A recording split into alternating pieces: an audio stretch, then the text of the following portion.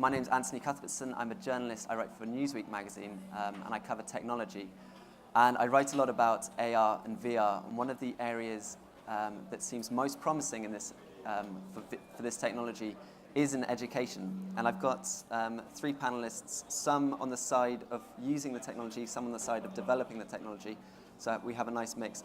Before I ask them to introduce themselves, I'll just explain the format of the panel. We're going to have a discussion amongst the panelists for the first 15 minutes or so, and then the last half hour we'll be opening it up to questions to keep it broad and open. That's the idea of these future talks. So our first panelist, Richard, if you'd like to introduce yourself. Yeah, sure. So I'm Richard Vincent. I'm one of the co-founders of a company called Fundamental VR. We're a technology-based business that's been exploring the world of immersive technology and its application. And the focus of that has been really in medical education for us. So we've developed a product called Fundamental Surgery. It uses off-the-shelf hardware. It uses haptic feedback, that's the sense of touch, along with virtual reality, so you're immersed into an operating theatre, you can touch the patient, and you can practice and rehearse. And the reason we've done that is, if you've ever thought about surgery, it's a really difficult thing to learn. It's hard to get safe places where you can make mistakes. So for surgeons, it's a high-risk environment within which to operate. So what we've been able to do is to create safe places for them, places where they can try things out they wouldn't be able to try on a human body, a live patient. They can't try it on a cadaver necessarily, so it creates a space where they can really operate with that. We work within virtual reality, we work within mixed reality, so that's virtual as in you have a headset on and we control everything. Mixed reality as in something like a HoloLens, which is a set of glasses where I can project a patient into the space that we're occupying.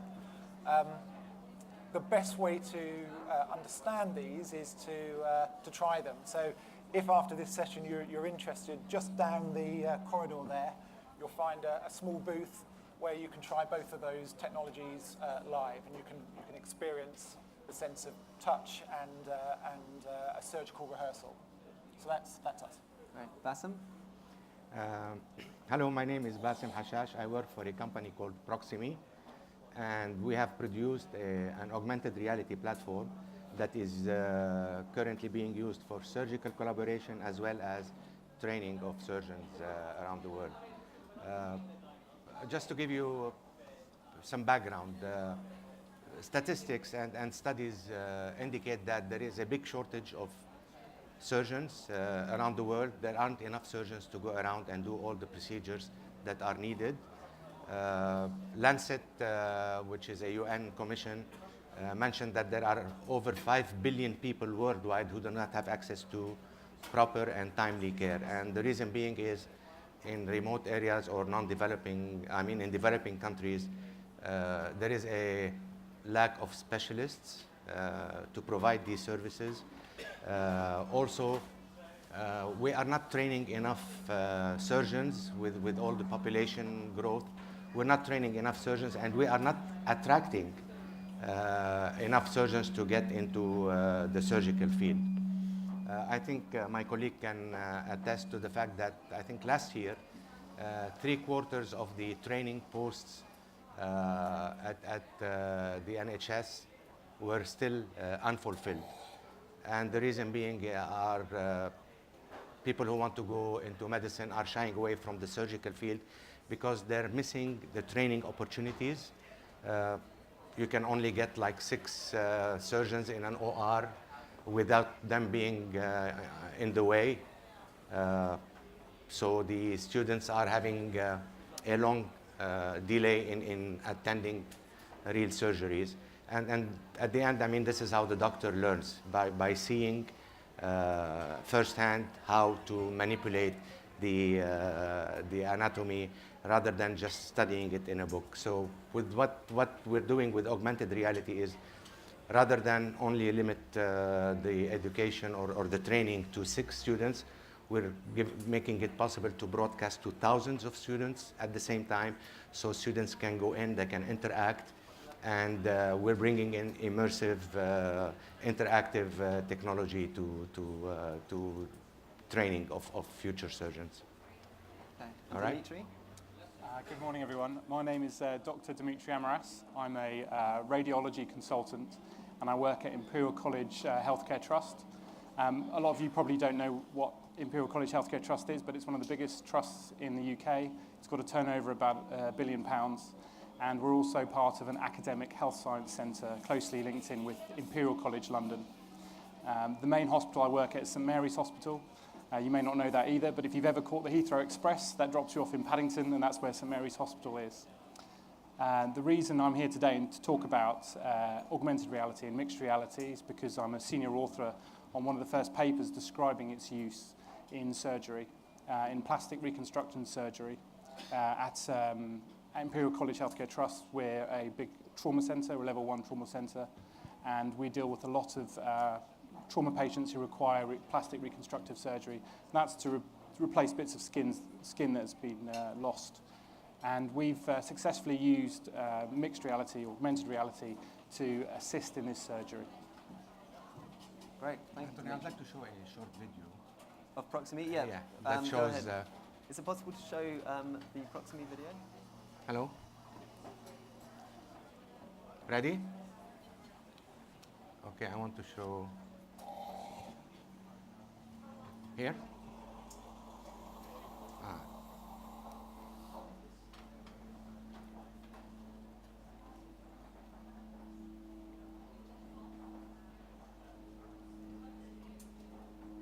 Nope. Can you press, hit the touch, the space bar or something? Okay. Volume.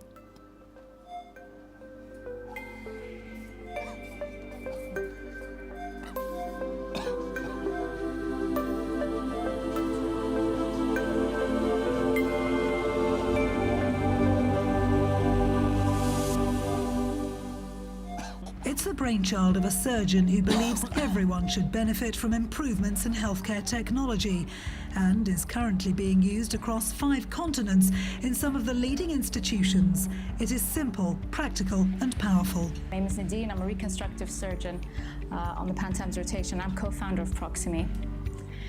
I want you to imagine that by simply using a phone or a tablet or a computer, an expert surgeon could virtually scrub into any operating room anywhere in the world to visually and practically interact in an operation from start to finish. From marking up a patient to providing real-time virtual presence in assisting and instructing an operation from start to finish, overlaid with content, with augmented reality tools and patient data that will hopefully ensure that we're providing safe and accessible and cost-effective surgery to anyone in the world. That's the power of Proximie. Proximie is an augmented reality platform that allows surgeons to virtually transport themselves into any clinical setting around the world to collaborate and train. One of the challenges we have really to teach students, medical students, is, in these surgeries we have a big team of, from anesthesia to nursing to the residents involved in the case. So there's restrictions in the operating room where we cannot have a lot of students to watch the cases. It's hard for them to see these surgeries. So basically one of the things we've done today is use the system Proximie, whereby the students were able to watch the surgery live and interact with the surgeon and the team here without being actually present in the operating room. So I think this is a major advantage of the system that we've got. Let me explain why I'm now in scrubs. You see, we're at Watford General Hospital with a patient who's about to have a skin cancer operation, but the surgeon leading his operation isn't here. He's at another hospital over 15 miles away. Over at London's Royal Free Hospital, consultant Mr Masabi is standing by, ready to lead the surgery. This is my pen, which I'm going to bring in. This is the area of the cancer which we're going to remove. Yeah, Amira, I can see that. It's perfect. It's helping train students at the Royal Free, and it's claimed it has the potential to speed up the NHS referral system, cutting the time it takes to get to see a specialist.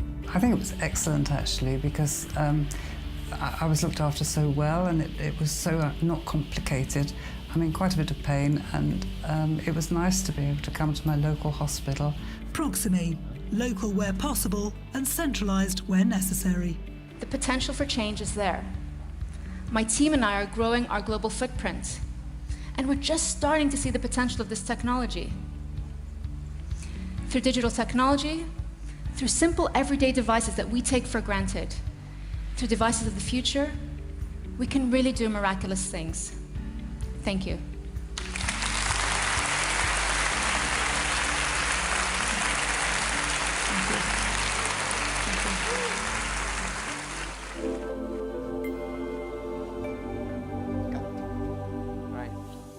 Thank you, Bassem. I think this reinforces what I have been talking about in terms of training and providing the tool. Yeah, for training. And in terms of the training, why both of you have focused on virtual reality, why is it better than traditional teaching methods that are currently out there? I think from my point of view, it's not a case of it being better, it's about making it more accessible. You know, it's a simple fact that the more opportunities you have to practice, the more opportunities you have to learn, the closer you can put that to the users, the better. So there are some, simulation has been around for a while in different guises, but what it generally is big, expensive pieces of hardware. So what we've been doing is saying, look, let's put it onto really low-cost, readily available machines that you can buy anywhere and make it a downloadable experience. So that rather than it being in a simulation centre where there might be in London, 10, yeah, 10 simulation centres. How many surgeons in London? A few thousand, yeah. Right. So the numbers are wrong. If we can put thousands of low-cost simulators right next to the clinical environment, that's got to make it easier to practice, and practice makes perfect. So that's it. I would like to, you've asked me where other than in healthcare is this ever. Yeah. In the airline industry, pilots train using simulators, and how do you grow? By adding in more flight hours and more training hours. So what we're doing here is we're scaling this training, providing a scalability so that people can get access to more surgeries. Again, this is an art that you learn by seeing and not by studying in a book in healthcare. So by providing this scale to training, we're allowing doctors to get better.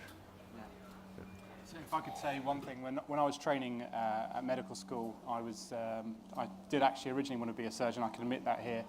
And I was very good, very hardworking, and I managed to get into the operating theatre with an eminent ENT surgeon, and we were scrubbed away, and we were looking at the thyroid, and then the surgeon picked up this bit of tissue and said, this is the parathyroid.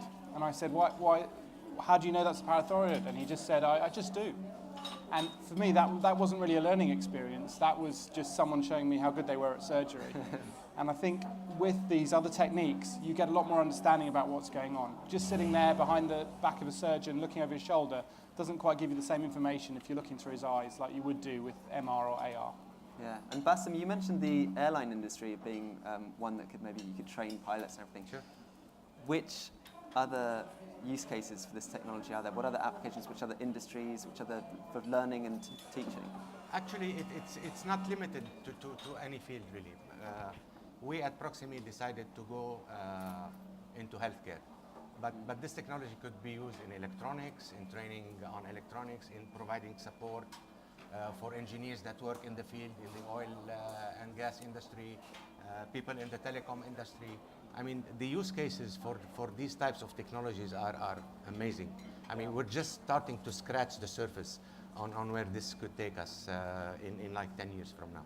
I agree. I think, from our point of view, if it's difficult to have the training experience because there aren't that many occasions, or because it's high risk, whether that's because of the patient in the case of medical, or because of the environment, because it's on an oil rig.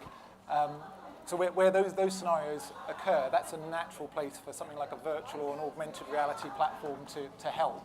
I think if you then need to touch, that's when haptics, and I think haptics are such a big part of the immersive technology. So haptics, could be as simple as when you open your phone, it vibrates a little bit. That's a haptic reaction. In our system, it's tools that you hold. So if you're holding tools, you need to know what it feels like when you place that tool, whether it's a scalpel in the case of our system, or whether it's a screwdriver in the case of fixing an aircraft. You need to know what that feels like if you turn it too much or you push it too hard.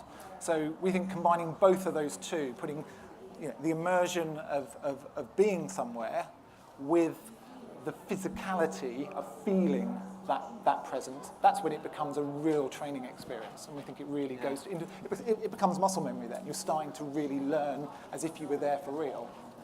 Yeah, I actually tried Fundamental VR's stand that they had earlier, and it really is quite incredible to feel how it moves and reacts as it feels very realistic. And it's one of those things where we could put a video up and you could see it, but to be honest, until you've felt the weight of the tissue you're interacting with, you don't have the sense of it. So I do encourage you, please do have a if you get a chance, have a try. It's there for a couple of days. And is it difficult to map the different feelings, say using a knife on a blood vessel or through fat or through muscle tissue?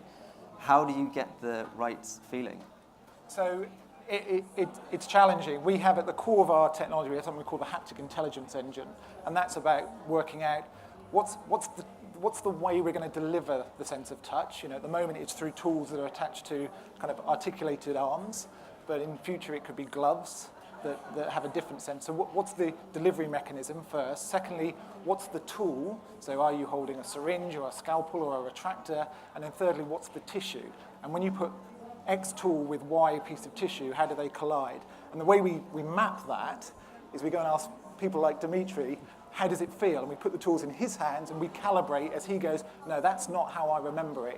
It's stickier, it's harder, it pulls more, it resists, until we can codify it, and then we hold that, and we're building up a database of tissue types. And so tool plus tissue, and that's kind of the core of our haptic intelligence model. But without people like Dimitri and our whole medical board, I'm not a doctor, I'm a technician. I need to know what it actually feels like in the real world. Right. So if I could just talk about when you're saying about the haptics and all the sensations that you're feeling, I think it's really important to try and make that as real as possible. Because what you're doing when you're practicing with VR or MR with haptics is you're preparing your mind for what's going to happen when you actually operate on that patient or do anything with that training. And those surgeons are amazing. They only have a certain amount of capability, and they only have a certain amount of bandwidth. If they have to keep thinking about everything that's different, they're not able to do the procedure as well. We all know that surgeons that do the same procedure again and again have better results. There's no question about that. Now, if you can get these surgeons even better by training and training and training again, just like a pilot would do in an aeroplane, they're going to end up with better surgeries, and you're going to end up with better surgeons that have been trained. I would like to add one thing. You can have, for example, 2 knee replacement surgeries, okay? But they're both not the same all the time. You may go into one knee replacement surgery, do something, and then go into another knee replacement surgery and find there's something else. There is maybe cancer or whatever. And how does a surgeon learn? Is by getting exposed to all these different possibilities and situations. That this is how he learns how to react to a certain condition. When he is a student, he only gets exposed to maybe, during his orthopedic rotation, maybe 4 knee surgeries, 5 elbow surgeries. It's not enough for him to really become skilled in the techniques of this. So by getting him exposed to as many real-life knee surgeries, this is how they learn. Right. Yeah. I was just going to say, the old adage of see one, do one, teach one. Yes. Is, been around for Correct. a long, long time. Our view is see one, see many. Great to see lots through whatever mechanism you can do it. There's 178,000 surgical videos on YouTube. A lot of surgeons looking at stuff in that environment. So see as much as you can see. Do as much as you can do through whatever process you can, and real life is hard. It's hard to do it there. So rehearse. Then you can teach. So we think there's a better way than do one, see one, teach one, and that's just about repetition. Like create platforms that give repetition. Right. I have plenty more questions, but I actually want to open it up to see if anyone has any questions for our panelists here. If you do, just raise your hand and we'll get you. So we've been talking about this in a very much higher education and beyond into surgical training. Do you see this kind of technology filtering down into the high schools and the primary schools in the future, and looking forward to 2030 as well? Absolutely, yeah. I think, so one thing we know about technology is it gets cheaper really quickly and it gets more powerful really quickly. Moore's law, so it halves in price and doubles in capability every 3 or 4 years. So it's already moving into the school environment. Google last year did a great piece of activity called Explorer, I think it was called, which was a program that went around schools putting kids into a cardboard-based virtual reality experience, taking them to the moon, taking them to the bottom of the sea, allowing them to debate that. A managed service. They had a tablet that allowed everybody to kind of have the same experience at the same time. Fantastic. So I think it will absolutely move into that space. And as the technology that we're all using, our system costs 1/10 of what the old simulation systems used to cost. In 5 years' time, it'll no doubt cost 1/5 of what it's costing today. It's just, it gets cheap. So it will then move into those environments, I think. Yeah. I think the other thing to say is that AR and MR will become more mainstream in your everyday life, and you'll be using it more. So therefore, you need to bring up your children, educate your children to be able to use the tools of the future. Yeah, I was speaking to some teachers this week actually, and I was asking if they have any experience using virtual reality in their classrooms, and they said a lot of them could barely afford reality, let alone virtual reality. They struggled buying the textbooks and the other supplies they need. How are we going to get to that? Is it going to need to reduce in price? Is it going to be a question of that, or is it just? I do think that the vision for AR is very big. So if you look, the big companies are investing in it. Microsoft, Google, Apple. They all think this is going to be the next big thing. You've all got an iPhone in your pocket or an Android phone or some sort of smartphone in your pocket. Then they all think the next thing you're going to have is an AR device, whether it's a pair of glasses or something else. So this will be in everyone's pocket. So I do think that it will be in the classrooms as well. Yeah. Technology has always progressed into becoming more economical and more affordable. I mean, remember when the first desktop computers came during the days of the Apple I maybe, or Apple II. A computer would cost like maybe a couple $2,000, $3,000 just to get a small box that did not have a hard drive or a floppy drive or whatever. You can buy now an iPad for like maybe $600 that can take you anywhere you want. So as technology progresses, the cost will be coming down and it will be more incorporated into our mainstream life. Yeah. We go into virtual classrooms and there's no way avoiding it. This is where we're heading. I think if you look at Microsoft, what they're doing, that's a good template for where immersive technology is heading. So Microsoft have a system called mixed reality. So, and that's about multi-touch point access. So at the very high end of mixed reality, you find HoloLens. So Dimitri's been using that. We had some HoloLens. So that's the case of where I can project a holographic image in front of us here. And if we're wearing the headset, we can all see it. And we can have a shared experience. Fantastic. Expensive piece of kit. It's currently a £2,500 headset. But that's the high end of mixed reality. Below that is mixed reality VR. So same experience within a controlled environment. There, it's a headset that plugs into a standard PC and costs £350. So much, much cheaper. But you might not have that. So below that is mixed reality inside Windows 10. It exists today. If you've got Windows 10, you've got a mixed reality experience there. It's not immersive because it's on a screen, but it's still 3D. And the idea behind that is I might join in HoloLens, you might join in mixed reality headset VR, and you might join through a desktop, but we can all have that immersion experience. So I think scale across all of those different levels is something that's going to just increasingly come through, which just opens it out to a wider audience. Yeah. The limitations of the technology currently, how far do you see it advancing? There's I don't know if you've read the book, or I think there's a movie coming out, Ready Player One, where they go into the classrooms in virtual reality and it's fully immersive, every sense, smell, touch, taste. How far do you see, or how quickly do you see this technology progressing? Well, I think it's all happening very quickly, to be honest. I think these solutions, certainly from what we need in the medical field to make it applicable to what we do in the hospital, I think we're going to see it being used in a very real way, commonplace in the next 10 years. And I think that kind of technology is almost, it's almost there. Light field technology, where the images look very much more real life. It's being developed by Magic Leap and Google. I think we're looking in the next 10 years, I think things are going to be very different.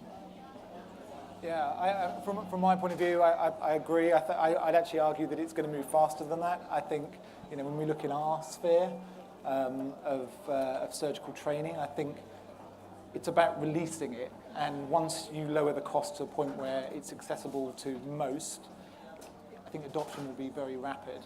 My view is within 5 years, the scenario that now occurs in commercial pilot simulation, which is a scenario which says every year I surrender my license and I go into a simulator and I have to pass to have my license back. I think that scenario will be a reality for surgeons within 5 years. Because the technology is there, the capability is there, and it's actually a fairer assessment than what they're currently using, which is what happened on the OR table. Well, there's so many variables that may not be anything to do with me and what I did. It could actually be to do with the anaesthetist or the aftercare. So to just be able to say, well, let's have a fair assessment in a simulation, I think is great. So I think in all those areas, by the way, Ready Player One, one of my favourite stories, I can't wait for the movie. I think that scenario of full immersion, you're seeing suits being prototyped right now, haptic gloves, haptic suits, low-cost headsets. I think a scenario like that is possible, in terms of the full immersion education environment. How fantastic. We're seeing little bits of it already with this Google activity with Cardboard Explorer, I think it was called, where I can take an entire classroom to the bottom of the sea and have a look at Titanic. That's much better than watching a video. It's much better than reading a book about it. Or it's certainly complementary to reading a book about it. I think it's really exciting. I agree with Richard and Dimitri. I think it's going to move at a much faster rate. You started with VR. We are in AR. Dimitri is working with mixed realities. There's a new factor now called artificial intelligence. I mean, bring all these together, and you're gonna find that, we're gonna jump, not walk into the future. We're gonna jump into the future. Yeah. Sorry, Dimitri, I was going to say one thing. One thing the airline industry does have is high safety levels. So if you think about flying, you think about how many people are on a plane, and it is one of the safest things you can actually do. And that's only because the pilots train on virtual reality or simulated stuff. It's only because they actually have computers controlling the plane most of the time. Yes. And we're going to go into a point where medicine is a bit more like that. So we have computers keeping things safe for us, making sure the doctor's doing the right thing. And we're going to have doctors that have been trained in virtual reality or augmented reality. Absolutely. I saw a question over here. Yeah, hi. Hello. Hi. Glenn Wagner from Canada. Quick question, just piggybacking off what you said. What is the evidence, I guess, when you look at the educational research? I haven't. I'm just wondering what you guys might know. Like, is it effective? Like, does it, give better outcomes? Yes. So you have a control group versus an intervention group. Yes. What could you just enlighten us on that? Okay. At Proximi, we did one thing. There was a village in north of Peru where doctors were not that experienced in treating or doing cleft lip surgeries. Okay, so we went on a 1-year training program with a surgeon, an experienced surgeon at the UC, University of California at Riverside. Okay, and his task was to handhold these surgeons in Peru on doing the cleft lip and palate surgeries. After 1 year, they measured the increase in the doctor's skill in Peru, and they found that their skills have increased by 35%. Now they no longer need that doctor in UC to help them with the surgeries. They do all the surgeries alone, and this is in a village in Peru. I think there are studies also, statistics that have been done that definitely are evidence that these tools have definitely upskilled and increased the efficiency of those working for us in the medical field. There's definitely evidence that it has made them better in their skills. So just to come in on the back of that, so a couple of examples. Actually, Dimitri is connected to Imperial. So Imperial College have done quite a lot of published work around the value of simulation. So what they found there within the medical field is not that it necessarily makes a better surgeon, but it gets people to a level of capability faster because of the repetition. And that's widely published data points now. Another example, King's College, who are connected to Guy's in London as well, they've had a program running for 8 years now, training dental students on basic drilling technique. And again, what they found there was it accelerates the learning curve quite dramatically. It doesn't improve the capability, because in the end you still have to practice a lot, and some people are good and bad, and so it doesn't make a better surgeon, it just gets them to that level quicker. So, and I know I can think of a couple of other examples from the States, again, published data where they found that acceleration happening. So it's acquisition of knowledge through, I guess, repetition, and skill acquisition through repetition that's been observed within the studies. And you know, from the feedback we're getting from the students or residents or medical surgeons, they definitely see value, and some of them even said, I'd rather watch a surgery with augmented reality on my phone or on my tablet rather than be in an OR, because I can see better. If you take it to kids, you know, so if I read a book about being in the Aztec world, that's amazing. If I watch a film about it, that's fantastic. Put me there. Yeah. Put me there and let me stand there and look around. I mean, exactly. It's going to register in a different part of your brain, I think. I'm not a scientist when it comes to, you know, the way that the brain computes. But what I've certainly heard from, again, our work with HoloLens and with the mixed reality team at Microsoft is it's triggering a slightly different part of your brain when you start to have that immersion. It's going to stick with you longer. So I think I don't think it replaces any of the other tools. You know, whether it's in school, it doesn't mean get rid of the books and let's have VR.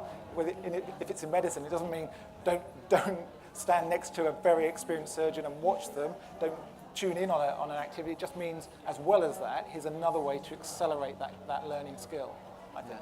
Yeah, no, I say one thing, I know you've got a question, is it's also quite a disruptive tool because it changes the normal teaching pathways, from my experience, where you have to sort of build your way up to get into that position to get the learning. It's opening up access to all this information that you wouldn't actually get the ability to get hold of. So I think it's really important to get the access to that information. And most of the students, one quick remark, most of the students who go into the OR, usually all they see is the back of the doctor's head. I mean, the specialist head, because there's no place for them around the table. They take second row, and they don't really feel like they're learning much. So thank you very much. I have a question about the content development, because the technology is really brilliant. We really wanted to implement the technology, but it's not like to write the book and to read the book. It's you need a much more intellectual experience to develop the content. And such companies which can do it, it's very few companies that can develop VR content, and it's very expensive. And if you would like to develop it in schools, what will you advise? Either how to make it easier or cheaper to implement it in schools, especially according to content development. If we don't want to use the things which are already in internet, but we would like to create our own content. So what kind of advices will you give us? So I'll go first on that if you like. So there are some platforms that are being developed at the moment which are all about content development in immersive technology. So in our field, we'll open it up to third parties and allow them to use our tools, but that's not really mainstream. That's a very specialist thing. In the broader educational space, I can think of companies like Immersive Education, based out of Dublin. They've created a school-based tool package that's drag and drop, and there's a few of these where you can create an immersive experience. They've got curriculum connections. Which ones, I don't know. I've not studied it too closely. But the whole point of that is to provide all of you with the ability to go, okay, against my learning requirements and my learning outcomes, how can I use an immersive technology to put it into my classroom? And those are, I think, I'm right in saying, they're relatively low cost, a subscription-based model, a few £100 or dollars, and then designed to work on the very low-cost headsets, which again are coming through. The hardware is changing quickly. I talked about cardboard a lot, but this year is the year when the standalone high-fidelity VR headset appears. So Oculus have one coming, Vive have one coming. These are $200 pieces of hardware. I know that's still expensive when you think about a classroom and 30 kids, but actually it's a very different price point from 2 years ago when it was £2,000 for one of them. So the platforms are coming, and there's definitely one or two of them on the market now, and the headsets at much lower cost are coming as well. So I'll say one other thing about content is I've got my medical hat on, but a lot of the stuff that Proximity does, recording operations, so you could watch them back again. The stuff that we've done with the HoloLens, we've actually created models from the CT scans, and they can be looked at again. And if anyone does want to see the HoloLens model, I'll be in the fundamental VR stand as well. And you can look back at previous things and learn from them. So a surgeon can learn actually from their previous operation. Go back and look again. What did I do there? What did I do wrong? I think getting the content from real life actually is very important as well. We have a question here. Yeah, so actually it kind of ties into what you were just saying, that I was going to ask if there is any danger that if there's a gamification of the training, whether or not practicing on a virtual cadaver or whatever, or a virtual patient, reduces the emotional risk when it comes to performing actual surgery. I think, Dimitri, you're best placed to answer that, and how it compares also to training on cadavers. Yeah. So the question's about emotional risk and whether MR or AR will reduce the emotional risk when a surgeon's operating. So that actual gamification will take the surgeon a step back from what he's actually doing and able to focus on what the operation is saying. And we talked a little bit earlier about people's bandwidth and the surgeon's bandwidth to actually think about stuff. The surgeon's thinking about, this 27-year-old female's got 2 kids at home, there's no way he can do the operation. So I think it's a very important point that actually you need to focus. We all have small minds. We can't actually, however good a surgeon you are, you still need to focus on what you're doing. And I do think you're exactly right. MR, AR, or VR will help you focus on that and remind you that you're just doing a procedure.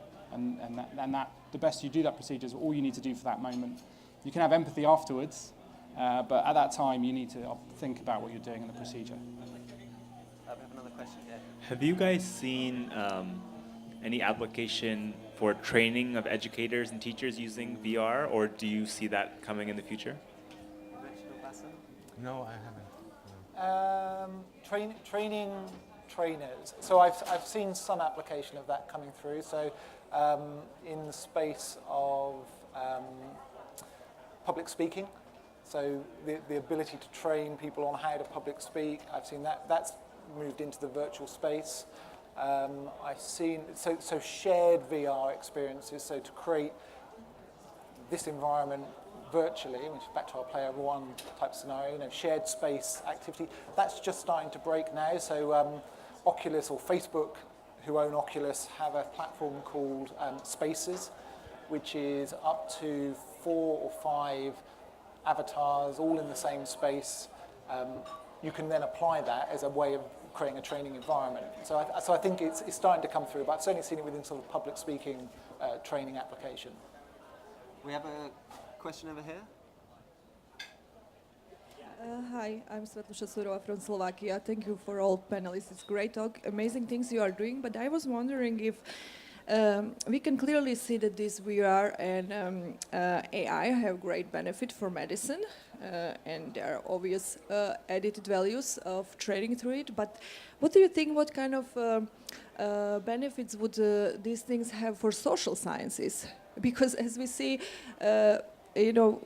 internet and everything give us great opportunity to a lot of data and information, but what we see in education of the students in social science is that they do not read so much, they do not understand text anymore, and in social science it's very important to read, to dive deep, and everything else. So I would really be interested if you think that this VR and AI can contribute to our social sciences as well. Thank you. Bassem, do you have any thoughts on that? I would say that one of the most important things in socials, and do correct me if I'm saying something wrong, but is to see the world, and certainly when I read, I want to see the world through other people's eyes.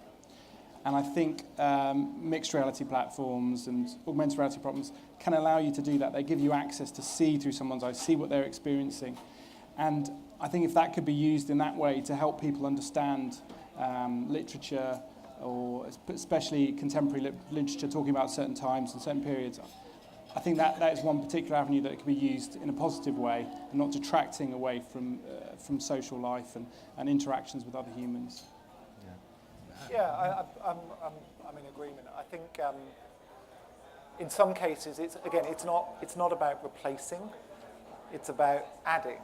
So in a scenario where you say, okay, well, if we can create a really compelling experience that really cements this message, but before you can go there, you've got to digest the text, you've got to consider the argument, and then you can enter this space to kind of cement that learning experience. Again, that's got to be a positive thing, right? But it's not a case of saying, so let's eject the text, let's just try and make the hook for going through that book and that knowledge better, because the reward is perhaps more visceral, more attractive than it would otherwise be. What I would like to add is we are in the healthcare business and in medicine, because at one point there were some innovators who are medically oriented, decided to bring these technologies into medicine. I think the task is now on people who are in social science, for innovators to come from that field and start experimenting with these types of technologies and see how they can bring them, because they are the people who really understand their field. And it's up to them to really take these technologies and make them serve that field. I don't know how much time we have left for questions, so I'm going to summarize, or ask you guys to summarize. It's talked about virtual reality being a democratizing force for experience in the same way that the internet was a democratizing force for knowledge. But this is only going to be the case if everyone has access to it. This forum is looking forward to 2030. Do you think it'll be as ubiquitous as the internet by that time, across schools, across the world, in the developing country as well? It's already starting to. It's already starting. Yeah. There is a piece of virtual reality or augmented reality or mixed reality everywhere you go, in whatever you do. There is something. And as the technology progresses and innovators come into the playing field, it is definitely going to engulf us. So I guess to answer the question about looking forward, I'd probably look backwards and say what happened. So 20 years ago, I had a business. So I'm a technologist, not a medical specialist. So 20 years ago, I had a business that was focused on harnessing mobile. And I remember going to lots of media companies and educators and brands and saying, the new interface for consumers and for you is this thing called a mobile phone. This is before smartphones, before camera phones, before interoperability between networks, all of that. And everyone said, no, that's not going to happen. We've just got this new internet thing on a mobile, never going to happen. Now look where we are. It took 20 years, and it really accelerated in the last 5. the reason we got into virtual reality and augmented and mixed reality is I fundamentally believe, and there's no pun in the name, fundamental, we fundamentally believe this is a new interface between computers and humans. And it's as dramatic as the mobile interface, which today feels so natural. Because what happens with technology is it disappears. When it really works, it goes away. You don't see it now. You don't go, I'm going to have a mobile moment with an interact. It's just part of life. And I think it will, so if you look to 2030, it's going to be part of our life. It will be part of our human-computer interaction. It won't be a big headset that you see today. When you look at the headset that's on our thing or any of the VR ones, that's the Motorola phone of 1987. It's going to be 5 years. It's going to be inside glasses, as light as the ones we have here, and then into contact. It's going that way. So, and again, that sounds really scary. It's like, oh God. In 10 years' time, it will feel as natural as having a smartphone in your pocket. It really will. Well, I would encourage everybody to go and try Fundamental VR's and Dimitri. Stand. And Dimitri will be, he doesn't have a stand, but he'll be in Richard's stand just around the corner. But if I can ask for a round of applause for the panelists, that's us for the day.